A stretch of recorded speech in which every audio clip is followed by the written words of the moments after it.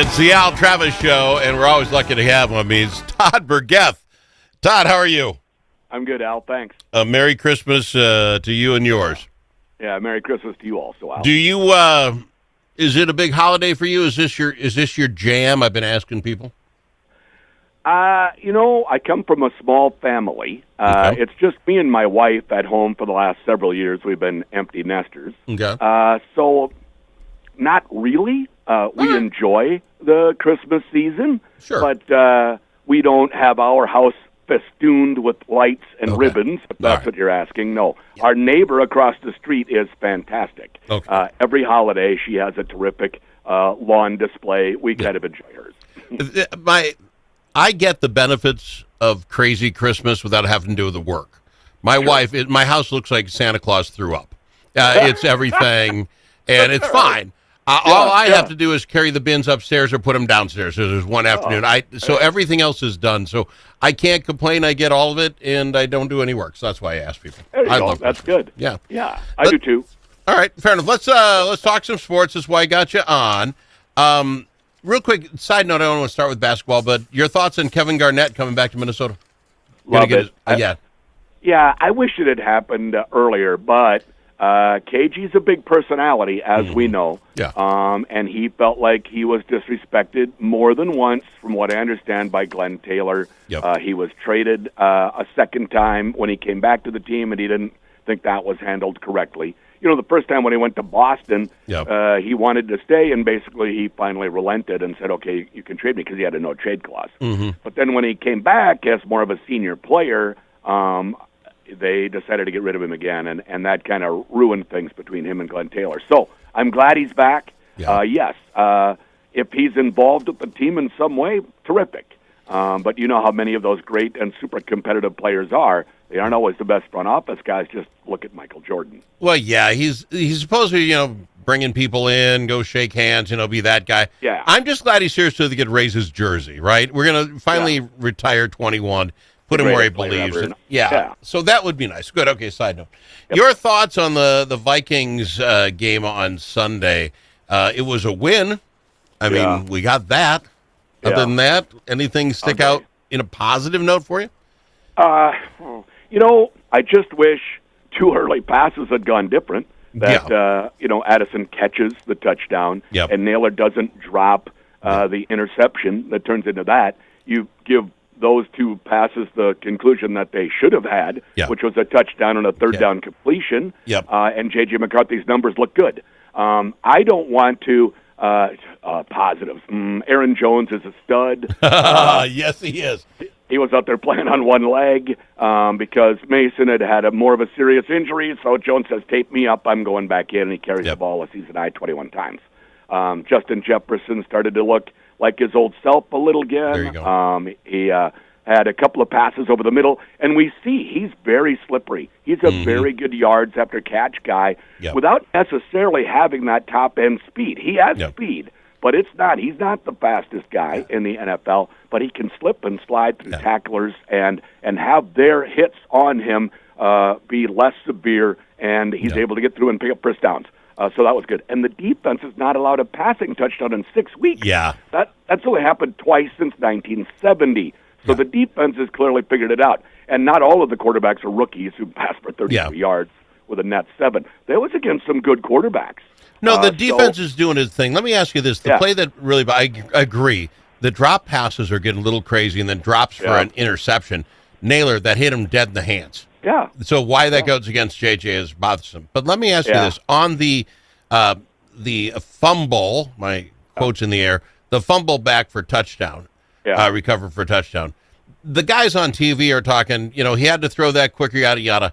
This guy sprinted. No one touched him to the backside of a quarterback. Are you telling me we draw plays where that's the case? You have a second and a half, 2 seconds, or your meat? That's the play? I thought the same thing. Now it did come from his front side. It was the right tackle. He was supposed to throw to the left, but he never saw him clearly. Yeah. And I've seen several guys that are ex-quarterbacks, and Brian O'Neill said it himself, that really is how that play is supposed to be blocked. It was a flanker screen to the left side to Jefferson But O'Connell mentioned he didn't think McCarthy could feel his hand or grip the football. So that was part of why he hung on to it. Plus, I've seen some All-22 video of that play.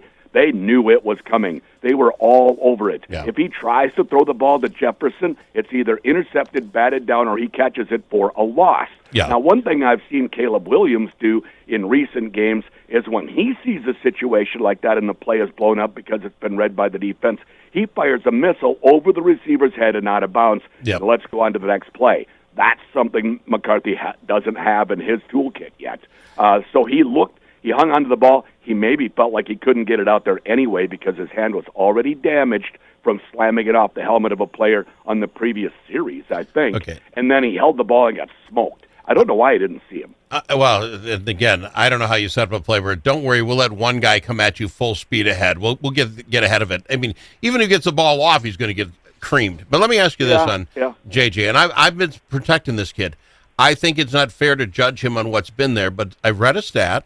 In his 33 games, JJ's been available for 8. Yeah. No, knees, heads, whatever. 8.5. You left out a half. He played a half yesterday. So. Fair. Now, when you looked at last year, the guy from Seattle, Darnold, if you remember, like, he was getting sacked, hammered, beat up game after game after game. Mm-hmm. But he played. He's played 33 consecutive games. He's got another year where he's going to have double-digit wins. Yeah. Is JJ soft? Is it just fluky luck? Is he a guy who was going to just be a career of never being able to play a year? I don't think he's soft. Yeah. The hand injury now, I'm not going to attribute that to he's injury prone. The knee last year, yes, that's a concern. What do they have? The high ankle sprain, and it took 6 full weeks to come back. Yeah. And a concussion. Those all count. Banging your hand off the helmet of an on-charging defensive lineman, I'm not going to count that. Okay.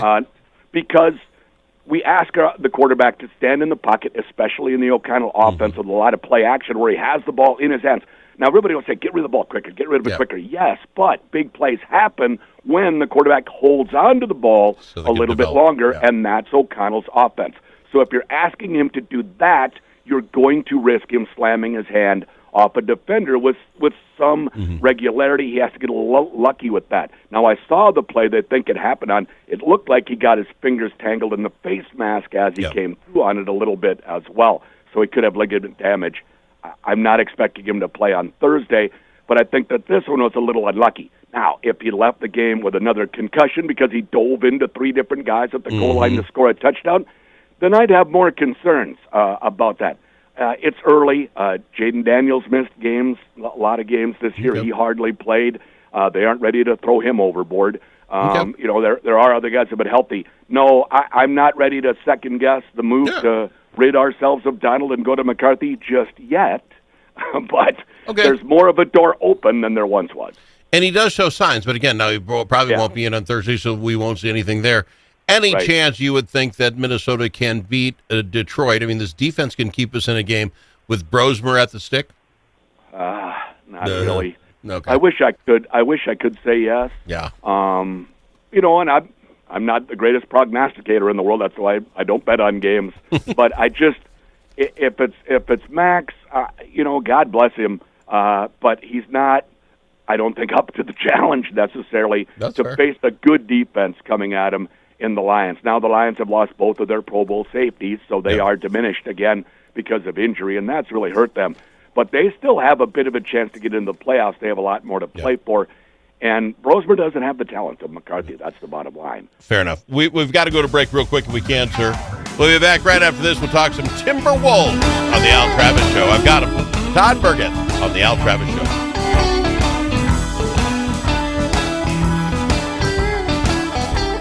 I don't know where we're going to go with this. I got him, Todd. He's Todd and Friends, Todd and Suhan. He's Todd Bergeth. Todd, let's talk some Timberwolves here. I called it a couple games back. I think it was the Grizzlies' loss. I don't know if you and I chatted about it, but I mentioned that Ant can go get his 40, but he lulls the rest of our players to sleep when he does that, and they're just not there when we need them. When they went to OKC and they were in as a team, I think they had 6, maybe it was 7 guys in double figures. That's how you beat the Thunder. Then they come back against the Bucks without Giannis, and you're thinking, hey, we should wipe these guys off the board. but they went back to their old ways, and literally we win with a last minute heroics. We just keep playing the teams that come in front of us the way they want us to play. I just don't like the mentality of this squad. Playing at the level of their opponents, that's fair. But they have been on a pretty good roll. Like 9 of 11, yeah, absolutely. No, you're absolutely correct. Yeah, and the thing is for me, so a lot of the time that we've spent talking about the Wolves, I've been saying, they come out like guns blazing and struggle in the fourth quarter, and in particular in the clutch. Mm-hmm. Well, that script has exactly flipped in this good stretch of 9 of 11. They're coming out sleepwalking or can't make shots. Yep. Like the game against the Bucks, they couldn't throw it in the ocean. Yep. It wasn't just Ant firing up bricks; it was everyone. Yep. And then at the end, they make the plays that they had to win, and they played much better second half. I think they had a 20-0 run in the second half against the Bucks. And against OKC, Ant made 3 plays in the last minute that were unreal, spectacular plays to win the game. He suddenly has turned from one of the worst, really, clutch time players in the NBA to top 5. Suddenly, if you look at three-point shooting percentage in clutch time, which is a 5-point game, 5 minutes or less, he's kind of turned that around. So I wish they were like OKC that comes out with the knives in their teeth and ready to go from the opening tap all the way to the end. They aren't really like that. I'm not sure why. Probably because Ant seems a little laissez-faire at times. That's fair. He seems to kind of be, just his motions. He maybe isn't on the inside. He's probably going 100 miles an hour. But his body language sometimes is a little casual. Some of his passes can be that way, too. And that maybe reflects. You can see it in the rebounding. I'm a big defensive guy. That's why I love OKC right now. I'm a big defensive guy. When he played OKC, I think he had double digits. Was it 13 rebounds, some weird number like that? But then the next game, without Giannis there, he had 4. Yeah. And that's go get him points. That's you can make a difference stuff when you care. And I'm not saying he doesn't care, but you get my point. There's a dilemma. I do. It's want to, absolutely. Yeah. And even though he's a terrific player who can fly through the air and is built like a running back in the NFL, there's always a little bit of a grin, a glint in his eye, a little more of a, man, it's sure fun to be out here type of an attitude rather than, I'm going to kill you, if you try and stop me. He doesn't really have that, it doesn't seem. Now, his talent is overwhelming at times, but he's a little casual, honestly, at times, and that'll come with maturity, hopefully. All right, so you go on an 11-2 run, which they keep track of the last 10. We're 8-2. You don't gain any ground. Oklahoma City, San Antonio, Denver, all 8-2 in the last 10 games. So you got to beat the teams you got to win because you're not going to make them back up. Do you think Minnesota stands much of a chance with any of those in the playoffs? Yes, I do. They did just beat OKC. Yep. To me, the scariest one is San Antonio. Wemby is, but once we get to the playoffs, these teams could be completely different due to injuries. Yeah, good point. So if they were playing now at the health level that they're all at right now, probably I have those 3 ahead of the Timberwolves. Mm-hmm. But let's see once we get there. And that includes the Timberwolves, too. They've got to be healthy. But the Wolves star, Ant, is generally healthy. He missed 3 games last week. That's unheard of. The first time in his career he's missed 3 straight games with any kind of an injury. So he's a durable guy. And their other guys seem to be, too. Julius can miss some time with injury. And a big man like Rudy, as he's into his 30s now, you never know when something might happen.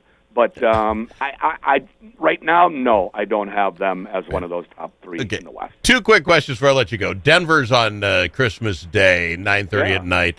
That's a must-see television game to watch, right? Everything's done. You've had your gifts. Why not set up? Is that a game we can? I mean, I think we can win it. It's in Denver. I don't think I put my check on it. No, I wouldn't either. Denver will probably be a 4 or 5 point favorite. Yeah.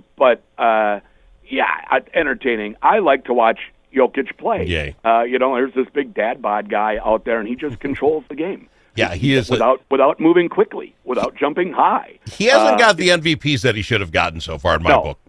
No. Yeah. Alan Horton, who I do a podcast with, he says that Jokic is the best player in the NBA, and that he should just win it every year. Completely and he just keeps getting better. He sees the floor better than anybody else. and then he's able to dominate with that sight because he's 7 feet tall and has a terrific outside shot. Soft we've touch, seen him shoot half-court shots as though it's just a shot, not a half-court shot, and in it goes. So, he's a lot of fun to watch, and I really do enjoy watching this Wolves team. I like watching Ant. I hope Jaden McDaniels isn't hurt too seriously. It was a hip.